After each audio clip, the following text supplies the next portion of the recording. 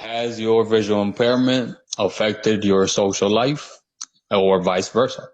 Ian, start off. Okay. Well, my social life, when it came to my visual impairment, I have to admit, in the earlier stages of me getting used to it, it kind of did because I went around with the paranoia that because I was half blind, that was going to be the determining factor of me not being a suitable friend. That everybody's looking at me, everybody's judging me, and oddly enough, none of those things were happening. Like the irony of all of it is the more I kind of focus in on myself on like I look weird because I'm staring close at my phone, or like I look weird when I'm looking extra close into a book or something. I was honestly drawing more attention to myself doing that than if I just didn't think about it at all and just cared about my business like everybody else. So I have to admit, like in the earlier stages, it was kind of like that. And it took some like time for me to get out of it when I began to realize that I was the one that had to resolve it in myself, that my condition is my condition and that doesn't determine how I act socially. It's, people only are interested in if you're a good person or not. It doesn't matter what the disability is or isn't. So once I realized that disability was off the table and it's just a question of are you a like good person? Are you a decent person for people to interact with? That is when my social focus began to change, and it began to change where instead of just thinking, oh, no one's going to want to be my friend, no one's going to want to talk to me because I'm looking at it from the inside out.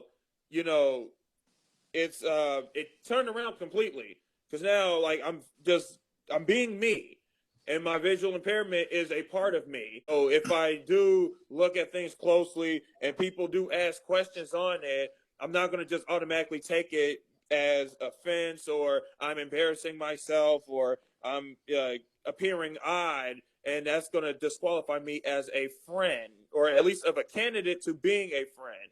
Like I can honestly open up conversation because of that, like within reason, of course. So that's the way I see it. Jesus. I think for me, it was kind of like a double side, like it was kind of two sides of a coin type deal where I didn't use a cane when I was a little kid, and even into my teenage years, I still didn't use a cane because there was no need for it at that time. And at that time, it was like I did realize, it's just you as a person. It's not you, having the disability. Of course, you're gonna have your moments where you need to explain the disability to people. That within itself, I did find kind of difficult in the beginning because just how can you explain something that majority of the population in the world don't have? And eventually, over time, I figured out how to explain it in a very concise way. And then to get back to the other side of the coin of social aspects, when I did start using a cane, I noticed that some people that I would hang out with would not, want to be around me or ask me like questions such as, could you walk without it?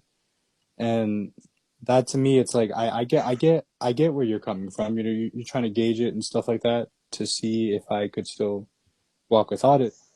But honestly, I couldn't, and it just turned into like this this whole thing of regardless, again, the same lesson that I needed to learn is just it's more of the person and not just the disability. And Richie, I don't know how you feel about all this, Yeah. social aspects of I things. think, in my opinion, it's been kind of a two-way street. Like my social life has affected being visually impaired as a male, has affected me, and just the way growing up, I would perceive myself as being a male with a disability. I felt now I really can't show any type of weakness because I already do have that. That was the type of mindset I grew up with. that kind of a toxic masculinity way of thinking of what does it mean to be a male or a man in society.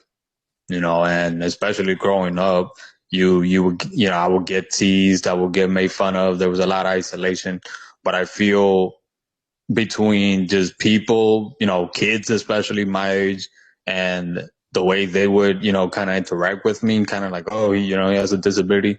But also, I feel I also affected my interaction with them because of the lack of confidence within me, and just, my disability with everything else that was going on at the time in my life. I feel really made me kind of antisocial and just very isolated. And that kind of carried on from, middle school, high school, college life. Even I won't lie, even now, like there are, no matter where I go, it's kind of hard for me to really interact with people because either I'm super isolated or I'm just crazy and I just don't give, no F's. And it's hard to get to that one because I feel like that's where I'm my genuine self. And sometimes it's hard to really open up because obviously you can't just be like that. You got to pick and choose time and place and the people and the crowd that you're around, how you're going to act around them. So sometimes I would deal with depression because of that, because I felt I wasn't able to be my genuine self, my genuine goofy, self. And especially because, even though now I'm being an adult, now I could joke around about my disability and be goofy about it. And I just don't give a shit. It wasn't like that when I was growing up. It wasn't like that being a little kid, because as a little kid, you do care what people think of you. You always want to fit in. You take everything so personal. You always think that something's wrong with you. And it was pretty hard. And, during high school, especially, again, it was kind of, it is especially influenced that mindset of, what does it mean to be a man with a disability?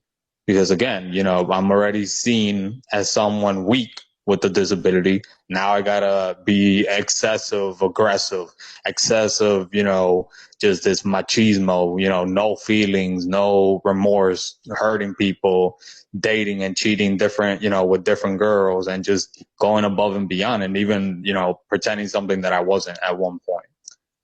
So I do believe that. Well, in my case, at least, I do especially see it that, social life affected being visually impaired, and visually impaired affected my social life growing up.